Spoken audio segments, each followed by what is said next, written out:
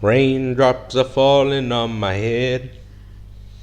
And just like the guy whose feet are too big for his bed, nothing seems to fit.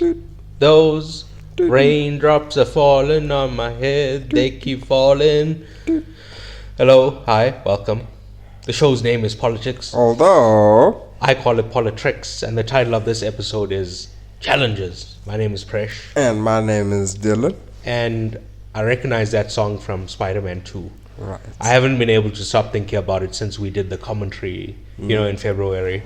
Damn, Every now and then I'll just be thinking, raindrops are falling on my head. Nice.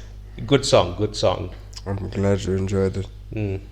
So, clean up from last week. Tell me. Last week I said that there was a party that represented my specific politics, but they unfortunately didn't get on the ballot. The name of that party is the Socialist Revolutionary Workers' Party. Hectic. And it's led by Irvin Jim, who's a well-known trade union leader. It has all the hallmarks of a party that I would wholeheartedly support, but unfortunately, once again, they couldn't get on the ballot, so not enough people think the same way that I do. So it's a damn shame. Well, that is unfortunate. But I remember in the news there was also somebody who said they should do some recounts. Votes had been lost. Well, we'll get to that. Okay, sure. All right. So, news of the week. Yes. Former President Donald Trump's conviction in New York. So, Donald Trump was found guilty on 34 allegations last week. Whew, 34. Yes, of diverting campaign funds illegally to pay off a stripper by the name of Stormy Daniels. Sheesh. Right? Guilty. So, former President Donald Trump's conviction in New York stemmed from a $130,000 hush money payment his attorney Michael Cohen made to adult film star Stormy Daniels in the days before the 2016 election. Prosecutors said the deal was meant to keep voters in the dark about Daniels' allegation that she had sex with Trump years earlier, which he denies. But the actual charges that Trump faced were far less salacious and dealt with the comparatively mundane paperwork that was generated when he reimbursed Cohen for the payment. Right? It sounds like the mission, it's so much more work to actually do this bribery thing than the act itself of what you did. Yeah. So, we've spoken about this trial many times in the past, and it's a whole load of nothing. To be clear, paying off the porn star is not the charge. He's being charged because he used campaign funds to do it. Oh my goodness. This is one of the least egregious things Trump has done. Oh my goodness. But is nonetheless against the rules. So I'm happy that he has been convicted. But he can still run for president in jail, so it doesn't make much of a difference than if he were not convicted. I've mentioned this many times. Right? This is crazy, dog. You might also hear that he was found guilty on 34 counts. But that's because the payment was split up over 34 payments, not because he did 34 crimes. That's crazy. Damn. All right. And that's really the only news story I have for the week. I think it's batshit crazy that presidents can be arrested and do illegal things and still continue to run and, be considered in presidential terms, It's ridiculous. Why is that ridiculous? Because it's a human right. Well, not a human right. bruh, there are people who must be a constitutional right. No. Everybody has the ability to vote, even if you're in prison. Everybody has the ability to run for president, if you're in prison. Well, this is only for America. I don't know what the things are in different countries. But yeah. I'm talking about just in general, because you telling me this story in America, I know for a fact in South Africa the same thing is happening, with our things. So let's talk about that. Our former president is running for we'll get to that when we do the election analysis. Let's talk about that. No, don't you have any other news? You're the one who's always shouting at me and saying, hey, why don't you listen to the radio? That's when you'll get the real news. So don't you listen to the radio? I do occasionally, but right now the radio is talking about the election. So with this point, it's not much to do. Whoa, oh, okay. I do have a piece of news. My bad. Let's just cut all that out.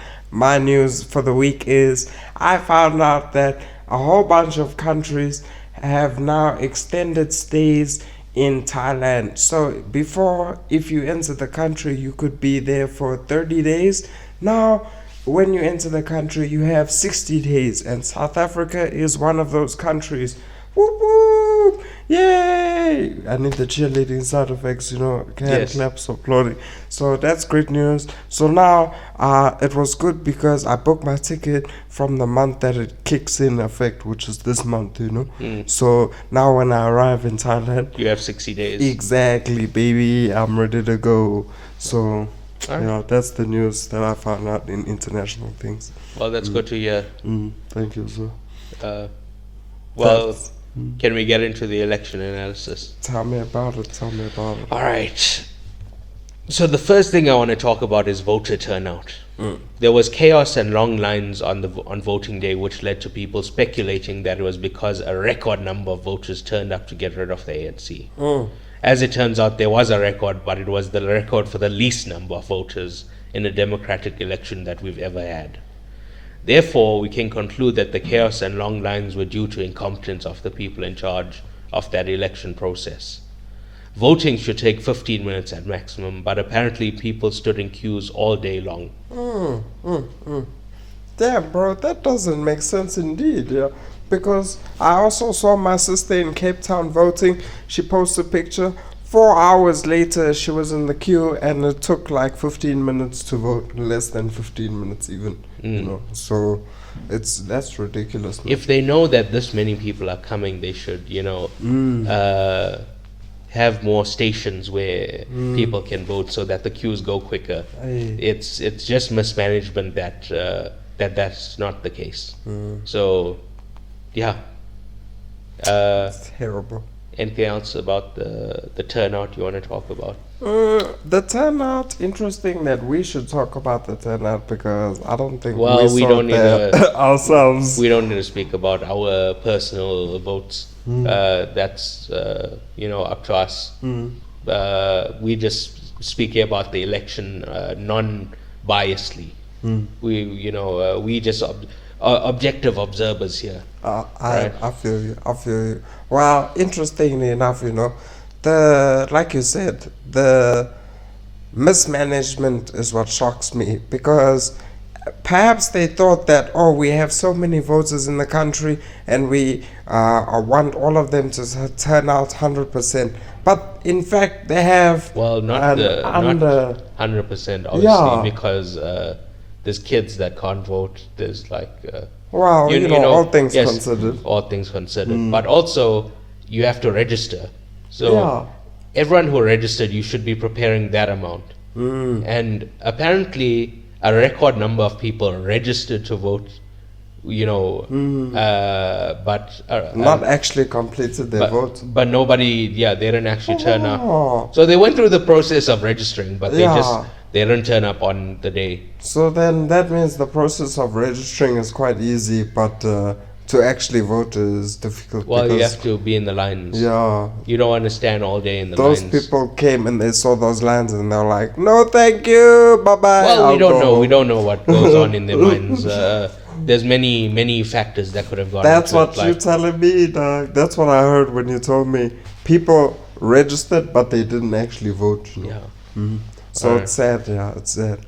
But tell me, what else we got in the news? So now I want to go through the various parties' results. But I also want to point out that there are people questioning the counting of the votes. So the precise numbers are still in dispute. I personally haven't seen enough evidence to believe that that's the case. But if the numbers change drastically, then I'm happy to come here next week or at a later date to correct my analysis, right? But for now, I'm going to use the given results as if they are correct. Secondly, I'm going to be rounding off numbers. I'm not going to be Thank you. All right. You're welcome for rounding off the numbers. Thanks. Right. The first party I want to talk about is the ANC, who were the biggest losers of the election. Yeah. They went from 50. Didn't I say we are unbiased observers? I'm just saying your reference for the biggest losers, that's what I'm really, You're happy because they lost. No, because Yes. of your reference to the biggest losers. I like the way you phrased it. Okay. They went from 58% in 2019 to 40% this election, a loss of 18% of the vote share. Right? This is the first time that they've been in power that they haven't won the outright majority. And therefore, it's the first time ever that they will be making a coalition government. Well, I should say this is at the national level. We currently Gauteng is run by a coalition of the EFF and the ANC. So, it's not, what's the word? Unprecedented. Yeah, it's not- unheard of. Yeah, it's just at the national level. It's never happened in a democratic South Africa before, right? Well, what that means is the ANC will have more accountability placed on them because they can't just do whatever they want anymore. They will have to also satisfy their coalition partner, right? This predicament also gives a lot of power to the coalition partner. If you take nothing else away from this analysis, take this. The real winner of this election is whoever the ANC forms a coalition with. In order to make a coalition, the ANC will have to offer some concessions to this party, which leaves them in a very favorable position, right? I see. So they could demand something like, hey, we want Cyril Ramaphosa to step down. That could be a... I don't know why you're making these noises. I'm excited at your Yeah, examples that you're proposing, Yes, but they could be like, well, we need a bigger focus on healthcare. We need, whatever particular agenda that coalition partner has in mind, they can get pushed forward because they have the power. They have the upper hand. Yes, it gives them an outsized proportion of power to their vote share, right? So That's what I'm humming about. I'm excited, Somebody else has the power now. They're going to make some power moves. okay. In second is the DA with 22% of the vote. Second biggest losers? Well, Or second, second from the bottom or second from the top? I just mean. I'm just the second people I'm talking about. Oh, okay. That's all, Okay. right? But you're saying in second. They'd also finished second in the the election. Oh, okay, right? okay. The ANC came first, Okay. then the DA, right? So the DA with 22% of the vote, which is up from 20% in 2019. But they also got 22% in 2014, right? So they've stayed relatively consistent over the past few elections. There hasn't been much growth since 2014, right? Now, I was thinking, I wondered why it dipped 2% in 2019, but was consistent on either side of it, right? There may be many reasons, but the main thing I can think of is that the DA has the black leader in 2019, and his name was Musi Maimane, Yes. right? And those 2% were just racists who couldn't stomach voting for him, right? That's just my speculation, though, right? We don't know. That's just me being very uncharitable to Yep, DA yep. voters, but that's the only thing I could think of, right?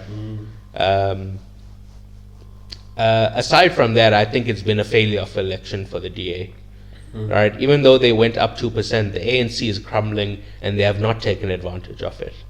I think it's unlikely that the ANC would form a coalition with the DA because of ideological differences, and also because I think it would be seen as voters as quote unquote selling out to the whites, right? Because the DA is seen as the white party. Well, I don't believe in that, right? People of different races vote for whatever party. What they mean by that is that the majority of white people vote for the DA, but Possibly.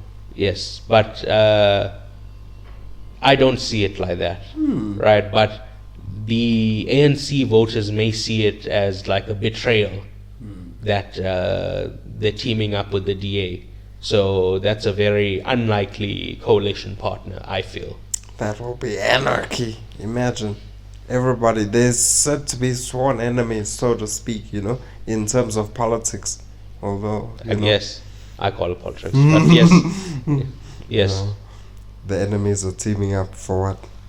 Well, they'll have to work together. It's like, I know what you're saying, they're enemies, but like, this is government. Like, you have to be an adult and, comrades, and make concessions, and once again, just be adults. Thanks. So I hope that all of those adults behave in a very adult-like manner. all right. Yeah. Who's that, sir? In third is the MK party, which I guess I am doing it in terms of vote share, right? I wasn't thinking about that. Anyway, in third is the MK party, which got 15% of the vote. They are the biggest winners of the election, other than the party the ANC forms a coalition with, right? They were a small fringe party until Jacob Zuma, our former president, took them over a few months ago. This is the biggest surprise of the election for me, right? Well, not really a surprise, because the projections from months ago had them at around 15%. So I knew it was a possibility, right? But let's just say, if you don't follow politics, I think this would be a shock to you, right? I would definitely say I'm surprised. Here's another 15% example of people who will follow a naughty president. A naughty president. Yes. This guy is a rapist. Don't diminish how evil he is. Okay, fine. An by saying evil, naughty. terrible president. They have 15%. That's crazy, dude. Crazy. But I think this is a good thing, right? That 15%, they're not going to be able to do much with it, right? And that 15% is 15% of voters taken away from the ANC, which is what, I said led us to being in this good position. So it's good in the sense that by hook or crook, we've got the ANC out of the presidency, right? Well, sorry. By hook or crook, we've got them out of the majority. But yes, personally, I think that this is a dangerous party with deeply corrupt leader, and they're getting 15% is a scary thing. Because, 15% is a lot of the vote, right? I doubt the ANC would form a coalition with the MK party, because it would make them look weak going back to their former leader, who they pushed out of the party, right? I also think forming a coalition with the MK party would be the worst outcome for us as a country. Most definitely. It would be so embarrassing to have like an ex-president reinstated. That guy must be laughing his fucking head off. Well, I don't think he would be allowed to be president. He'd be in the background just laughing, dog. Because he knows. He'd be the real puppet master behind the scenes. That would be disgusting, yeah. In fourth is the EFF with 9.5% of the vote. Now I know I said that I'd round off numbers, but it's important to note that they did not get the 10%, which means that if the ANC chose them to make a coalition with, they would still need a third party to get over that 50%, right? So like the DA, they remain stagnant and will also be upset that they did not take advantage of the ANC crumbling. Despite such a poor showing, I think that they may end up being the big winners, because I think the ANC will choose them to make a coalition with, right? They kind of win by default because the DA and the MK are bad options, but for different reasons, right? The EFF, again, you know what I said about, one, it's a safe option than the MK. Two, they have been working together in Gauteng, so I think they may just see that as like let's extend this partnership. So and I don't think that's a bad thing. The EFF claim to be a left-wing party, so hopefully they will advocate for some left-wing causes once they get into power. I'm assuming, right? Who knows what the ANC is going to do, right?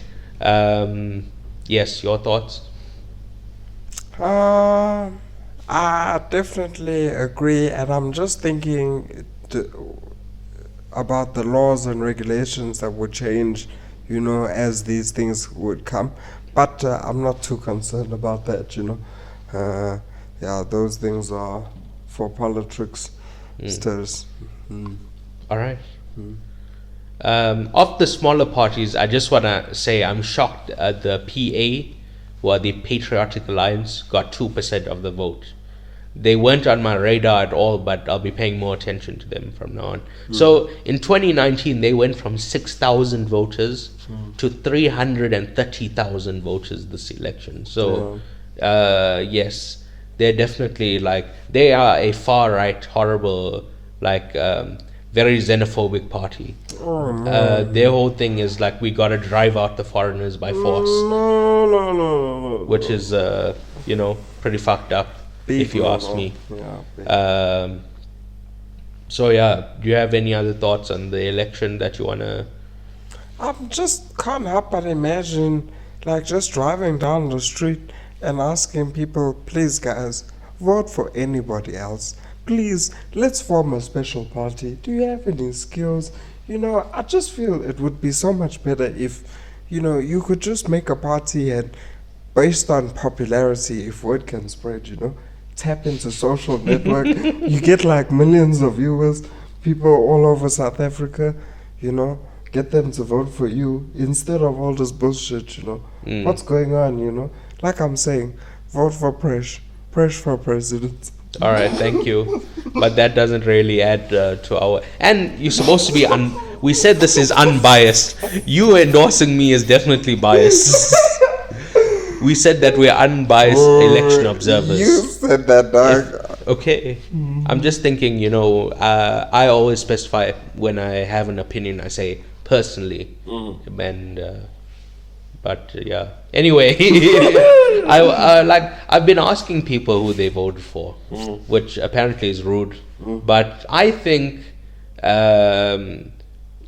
if you voted for someone, you should be proud of who you voted for, right? You voted for them for a reason. So I'm just doing a temp check to see what people are saying. I'm happy to say I didn't vote for anyone. I'm not wasting my time with all these bullshit parties. I've spoken about them in the past. Well, I spoke about them last week while we were doing our thoughts on the election. But none of these parties represent what I feel. So, yes, I didn't vote. But I was doing a temp check with everyone else to see what people were saying. And all of my friends are DA voters. It's kind of crazy. I'm not judging them or anything. I was just trying to get a different perspective. And, yeah, that's kind of wild. I didn't think... I thought it would be more diverse, we'd get one EFF supporter, one fringe party like Bossa or Action SA or something like that. But everyone voted for the DA. And, however they felt, never, whatever. There's one thing somebody told me, my friend said, they didn't want to dilute the vote by voting for a third party. And I gave them a lecture. But it don't work like that. Yes, this is a parliamentary system, right? If you should be voting for that line of thinking somewhat works in America, even though I disagree with it. But in a parliamentary system, that makes fuck all sense, right? You should vote for whoever you actually believe in. That's diluting the vote is just propaganda the DA put out so that more people will vote for them, right? That's why I believe in you. Vote for Presh. All right. Vote for Presh. Anyway, can we get into the context of the movie?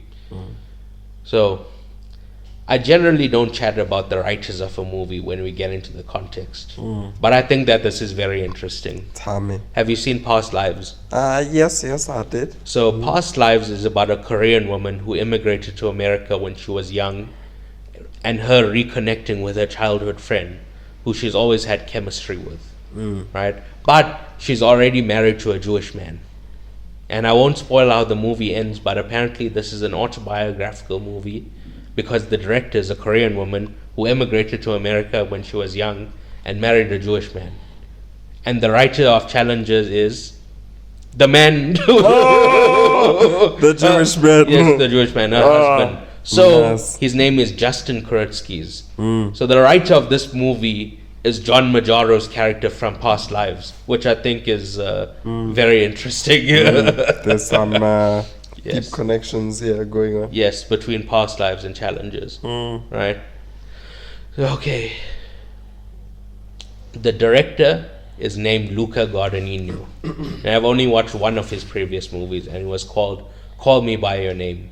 He was nominated for Best Picture, and the star Timothée Chalamet was nominated for Best Actor. Personally, I didn't like Call Me By Your Name at all, right? It's a darling of the independent movie crowd.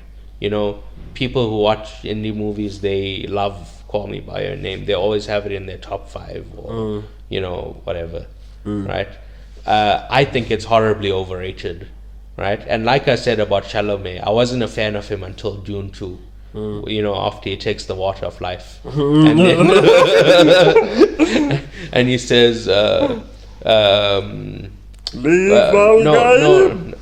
Stilgar says, Usul, take my life. This is the only way. And Paul shouts, I'm pointing the way. That he says in the Fremen language, the voice of God be my witness. I am the voice from the outer world. It's crazy, bro. That third act of Dune 2, I was ready to follow him into battle. That's funny. Right. But I totally forgot that Guadagnino directed Call Me By Your Name. So I didn't bring any baggage with me into this movie, like thinking about that. Like, I don't like this guy's previous movie. Let's, you know, I just came in fresh, right? I was familiar with Zendaya from her Disney Channel show Shake It Up. Chicago. Whoop, whoop. All right. That's what it was called. Shake It Up Chicago. I don't recall a Chicago, but I reckon I'm pretty sure it was just Shake It Up. Wow, fine, man. Shake it up. Also know her from the Spider-Man films. Yes. And the Dune films. Yes. Right? She's been killing it, huh? Yes. She's really... Well, and Challenges is her first, like, adult movie. And I don't mean a porno, I mean... adult movie. A movie made for adults. Yes. Right? And I think she's made a good, like, step in that direction. With adult scenes. Yes. It doesn't necessarily have to be adult scenes. It just... adults... The concepts and the... Yeah, the concepts being put forward are not for kids. Right? But in this movie particularly, there was... adult scenes. There was adult scenes. Yes. Correct. Right? Mike Feist, I saw him in West Side Story, but he didn't make much of an impression on me. That's another one that people love. There's a guy on YouTube that I like. His name is Dan Merle. Dan Merle thinks that Mike Feist should have been nominated for Best Supporting Actor for West Side Story, which I totally disagree with. Right? And this is the first movie I'm seeing Josh O'Connor in. Okay. Josh O'Connor plays Patrick. And Patrick. Alright. Right, so thoughts on the movie. Let's talk about it. Now, speaking of the actors, the person who surprised me the most was Josh O'Connor.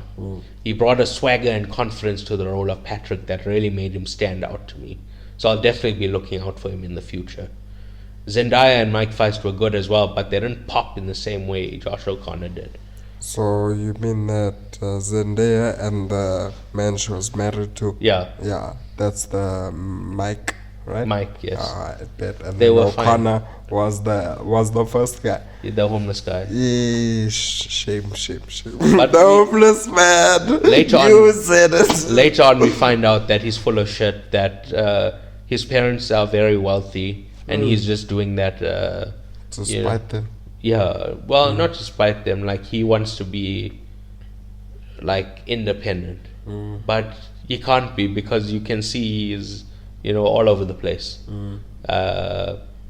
But yeah, I definitely agree. He did have some swagger to him, yeah. But both of them just seemed like puppy dogs to me. They were just following her around. Yeah, I'm not talking about the character. I'm just talking about the acting. Oh. Yes, Okay, the sure. acting of Sure. how did you feel about the acting of the character? Each person.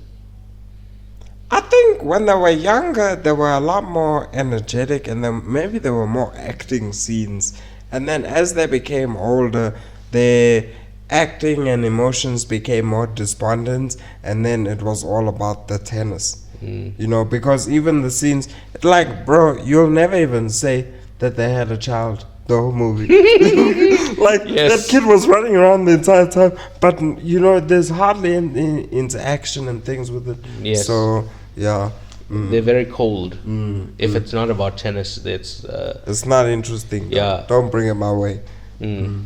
like the Planet of the Apes movie you spoke about a few weeks ago. The number one thing this movie has going for it is the music slash score slash sound design. Right.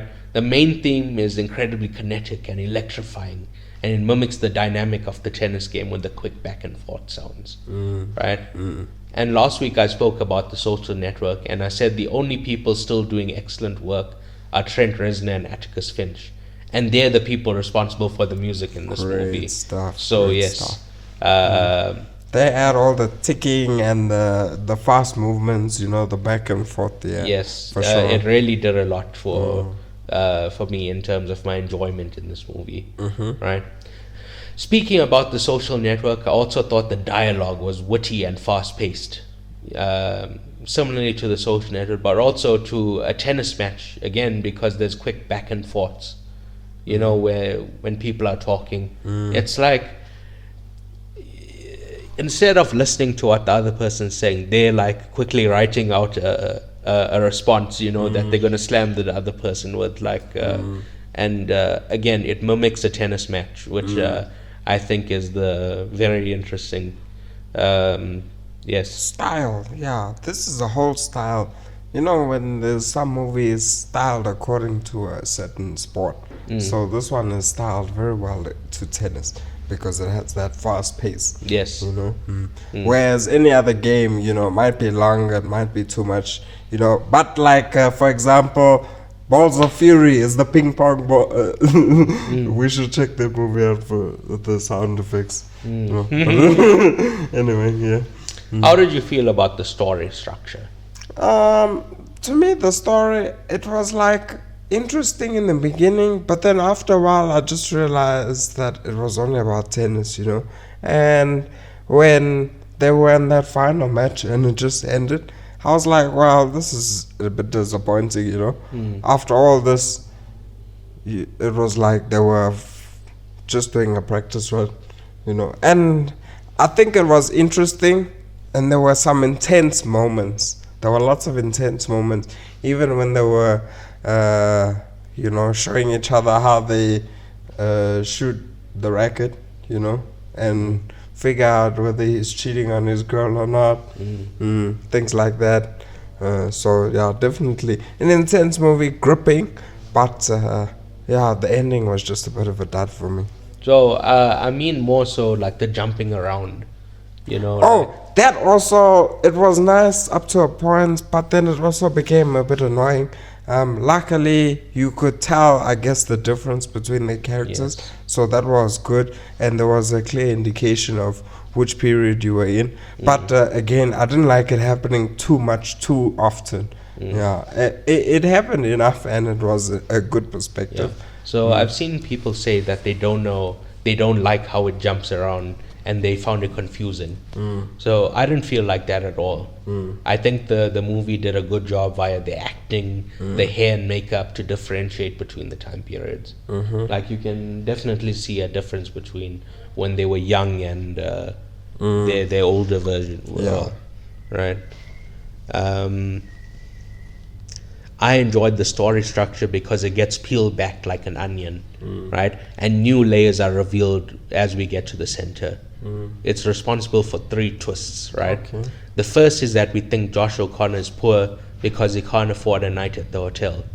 And you think that this movie is going to be about class, but the story structure reveals that his family are living decently and he's choosing to live like this. So it's not about class at all. Everybody's rich. Yeah. Nobody is got any struggles, Yeah. economic struggles here. Yes. So that was I guess a twist, but I like that, finding that out. But even then, so it was weird, This fellow was sleeping in his car and he's supposed to be a professional. Nobody knows him. The clothes he's wearing are very tattered, So he chose that lifestyle, but I don't know, it's a weird lifestyle he chose, man. For a prim and proper game of tennis, he came dressed opposite. Well, I guess that tells you about his character. He would rather try and make it on his own than rely on his parents. Right? The second thing is we find out Josh O'Connor and Zendaya used to date. Because, she's married to Mike Feist in the future. So you think, they're That's gonna... the one she that's chose. the guy she chose. But it turns out she chose Patrick. And...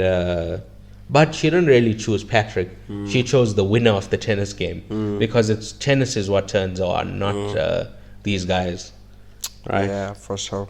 The third twist is that Zendaya cheated on her husband when they got married with Josh O'Connor, and that was just before the big match. Hey, star.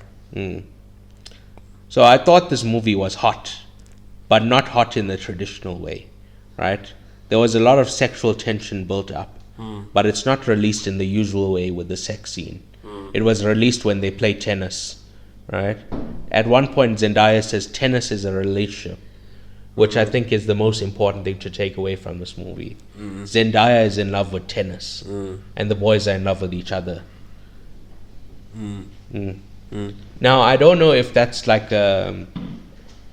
if there's a queer, well, there definitely is a queer reading of this movie that Josh O'Connor and Mike Feist they're actually in love, and Zendaya is like A catalyst. well, for not a this catalyst. change. The thing is that they are heterosexual, so they can't have sex with each other, but they can. You're definitely right, yeah. The way they try and connect through her, And I think she sees that and she uses that connection. Right. That being said, it was a bit of a letdown. Because of this, I wanted to watch this movie because I thought they had a threesome. Right?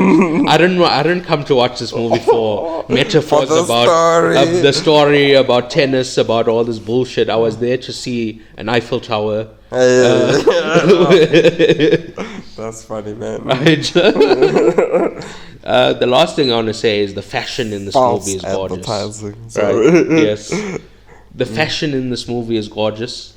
I usually pay attention to the male fashion, but Zendaya is so gorgeously dressed in this movie, it's hard to miss. Right? Do you have any other thoughts? Even that, bro. Like, you can see how nice she's dressed, but I'm just thinking none of these clothes are practical when you have a child running around. But then again, the mother was always there, So I'm actually curious about the father and her parental figures, in this role. I'd like to see a little bit more of what that was like when she was younger. But other than that, everything about the movie was cool. I'll accept it. I think I'll accept it as a cool 7. What do you reckon? I love this movie. It's between my second or third favorite movie this year, with Love Lies Bleeding. So I'm giving it a 9. I truly enjoyed it. I was locked in the whole movie. I usually check my watch or just try to check the time because I'm getting slightly bored. I didn't check the time at all throughout this movie. Yeah. That's great. When you're not feeling the time, To be honest, I suggest that we watch this movie because when we started watching Atlas, I just fell asleep, And then when I woke up, I watched the end and I was like, nah, this movie wasn't slapping. So that's why I thought this one would be better. So I'm glad we enjoyed it. It was much more gripping. Did you watch Atlas by chance? No, definitely not. Okay.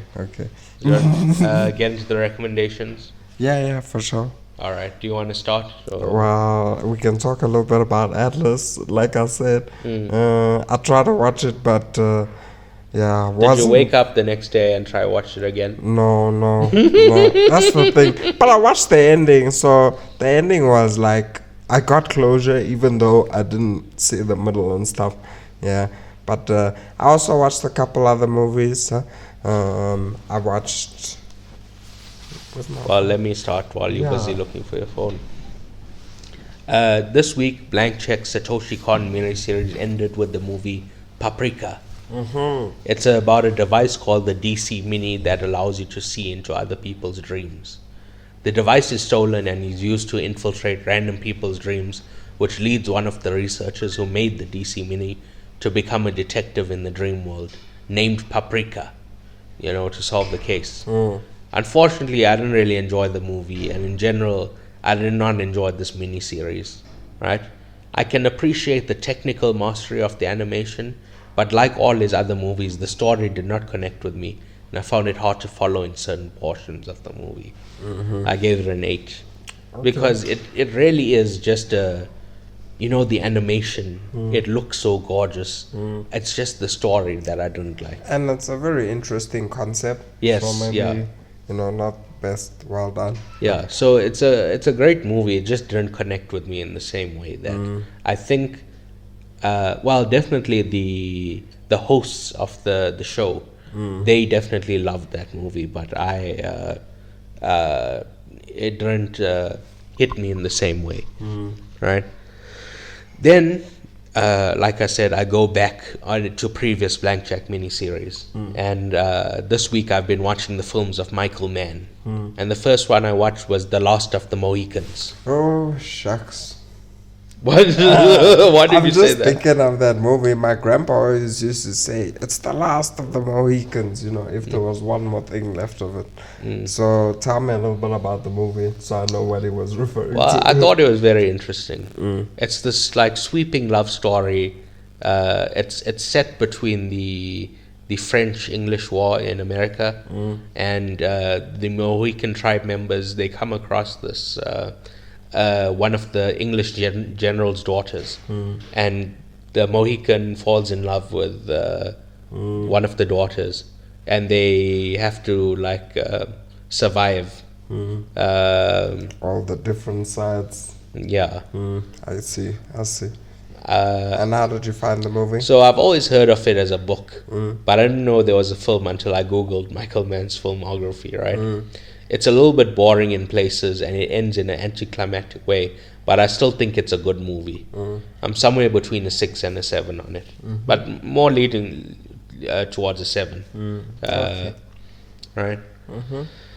Then, again, following the Michael Mann series, I rewatched the classic movie Heat. Right? Have you seen Heat? I think so. Maybe tell me a little bit about it. It's about a bank robber. Who's in it? Robert De Niro and Al Pacino. Yeah, I think so. Yes. That's a exceptional movie. I think about it a lot. It's like it, sir? Yes, I love it. Incredible sound design and acting. This is what Christopher Nolan was trying to emulate with The Dark Knight, right? I give it a 10. Oh, nice. Heat is incredible. I'll definitely add it to the list then, since it's a 10. Okay. I dig it. Again, with the Michael Mann movie, I rewatched Miami Vice. It's a movie version of a TV show he used to work on. This came out in 2006. I watched it in 2006 and didn't enjoy it at all. Right? It's about a drug police squad who go undercover to find and stop a drug lord. It's nowhere near as good as his other crime-related movies like Collateral and Heat, but it still has a lot of style and great acting. I'm giving it a 7. Right? Because I rewatched Heat, I also decided to rewatch The Dark Knight, and it's still a really, really excellent movie. Right? Heath Ledger's Joker is still the best villain in any comic book movie ever. I still keep it as a 9. It's not perfect, and it's a little bit overlong, but still pretty good. Yes, when I was 10 years old, this was my favorite movie. I was like, this is the best movie I've ever watched in my life. But it's still very nice to know it holds. Yeah, it's still very good. Yeah. Well, I dropped it down to a 9. I gave it a 10 initially when When you were small. yes, when I was small. Yeah. But it's still very good, right? Then there's a new season of My Adventures with Superman, right? It's season 2 now. And I'm honestly not a fan of the show. It feels like a show for babies. Oh, yeah. And I'm not a baby. Oh, yeah. You think I'm a baby? Oh, yeah. Fuck you, man.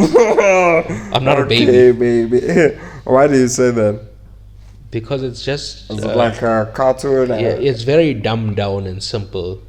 You know, I don't know how to Is explain it long or is it short? It's like 20 minutes. So if I watched it, what will I catch up? Is it related to any specific universe or No. what's happening? It's just a standalone TV show. And the adventures and stories that they happen, what do you think? They're boring. Boring? Alright. Fuck them. Alright, baby. No problem. I'm not a baby. Alright. Anyway, a TikTok went viral this week of a lady interviewing a man, and the lady totally did not recognize the person she was interviewing, right? And I, not immediately, but like, I just clocked who he was, and that he was the Australian director Baz Luhrmann, right? And just because I had him on the brain, I watched The Great Gatsby, which he directed. When I was in high school, this was our set book. Yes. Right. Yes, we were in a different high school at that point, right? But we definitely the same thing, right? And I enjoyed it a lot. But now that I'm watching it, I realize it's a very style over substance movie. Like the book is obviously a dense and rich text, but the movie focuses a lot more on the costumes and the aesthetics, right, than it does with the themes, right? So yeah, this movie let me down. It doesn't hold up the way I thought it would. I'm giving it a 7. Okay. Because I gave it like a 9 initially. So yeah, definitely. Come down now. Yes. Alright, like her, bro. Well, for me this week I went to a throwback and I watched The Tooth Fairy from 2010 with Dwayne The Rock Johnson, where he's playing ice hockey. Just hang on a second. Have you ever called him DJ? No. I saw somebody like refer to him as DJ, and I thought that was so weird. Who's DJ? Like? Dwayne Johnson. Oh my goodness, no. I always call him The Rock, right? Yeah. But anyway, sorry to interrupt. Carry on. Anyway, so where The Rock is an ice skater and he ruins this little girl's imagination by, telling her that the Tooth Fairy doesn't exist. And then the Tooth Fairy summons him. And the Tooth Fairy is even that fairy godmother that you always see. I think her name is Julie Andrews. I don't know. I haven't watched this movie. But yeah, she's an old lady. She's always there. Anyway, and what else did I watch? I watched an interesting movie, Boy Kills World. Very dope action movie. Very cool fight scenes. Very graphic. A lot of blood splurting everywhere. To be honest, it reminds me of Ninja Assassin. You know that movie? Yeah, and well, I haven't seen it. I'm familiar. I've heard about it. To be honest, out of all the movies that I've had in my category, that's probably one movie that I've watched the most. Ninja Assassin. Yeah. You're a big fan. I mean, I just think it's so dope, bro. I love it when people go through that training phase and then they have to overcome that big fight, and it's such a big struggle. So yeah, I think they do it pretty well. But the ninjas versus the modern warfare, so to say, is also interesting. It's not the best show ever, and some parts of it are a little bit elaborate. But yeah, I still enjoy that movie a lot. And I also watched Challenges. Yeah, pretty much that's it. And then I've started a new movie, Thanksgiving. It looks like an interesting slasher movie, but it's got one or two of those characters that, they make you mad. Like, I wish you would die. I wish you would die, stupid ass. So, yeah. And unfortunately, no more young Sheldon. No more. Oh my God! You know. You brought this up for the last 3 weeks. Because it's Nobody gives a such fuck about I can't. Sheldon. Come on, why you gotta be like This that? bitch ass Sheldon. This is why I'm leaving, Prish. All right. I'm leaving you. All right. No, I'm joking. Thank you so much for hosting me, my friend. Yeah. Well, that's. Do you want to make an announcement? Yeah, and I'd like to say thank you for all the listeners to coming and listening. All right. And we appreciate your. All right. your- Let me just say this in plain English, right? So you're moving away Yeah. to Thailand, Yeah. which is why you brought up earlier that there's a 60-day thing in Thailand. Yes. Yes, and now that you're saying at the end, now that you're leaving me, I'm leaving you. yes, it's because of that, right? I'd like to say thank you for stepping into host during this period. I've got another host lined up from next week. Yes, nigga. You couldn't even let me finish my sob story before you tell me how irreplaceable I am or replaceable I am. I'm just to the left. Jesus. All right. Just letting the listeners know that there won't be an interruption. Thanks. Remember to rate, view, and subscribe. Give a like. Importantly, it needs to be 5-star review and must be 5 stars, not 4.5. None of that bullshit, And you can find all the links at PAICIP.com. That's PAICIP.com. Please tell a friend. Remember to tell that friend to tell the auntie, and the auntie must tell the uncle, and then the uncle must listen to you, Jana Brew. All right. Lekker. I was just saying that so Bye, donkey. the listeners know there won't be an interruption next week. We'll be, still on the. Oh, next week we're doing Furiosa. This guy. What He's you doing mean? all the exciting things without me. Bro, It's fun. Look, I went to a work lunch. So this is the thing. I only go to movies on Tuesdays because Tuesday It's half price movies, right? And then I went to doesn't watch. even feel like half price anymore, dog. It feels like 20-30% max, maybe. Before half price used to be like, yeah, I can go to the movies with $100. It is But, $100. No, that's the thing. You can go there with $100, get a ticket and popcorn. Now it's like $100 only for the movie. Yeah. But anyway, sorry. Yes. Tell me more. Yeah. So When you were a boy. I wanted to go when I was a boy. What are you talking about? Oh. No, I wanted to watch Furiosa last week, Oh. but because of that work lunch, I couldn't go. And when I got home that day, I just passed out because I was so full. That was No chance. you think I'm not gonna cash in when it's somebody else is paying that bill. Hey. I had starters, I had a main, I had dessert. Let it slap. I was eh? having a Let it ball. Bang, boy. Come on now. Nice. You think I'm not gonna get up in a steak? Nice. Anyway, yeah, you already said all the things. Let's goodbye. Thank you very much. Au revoir.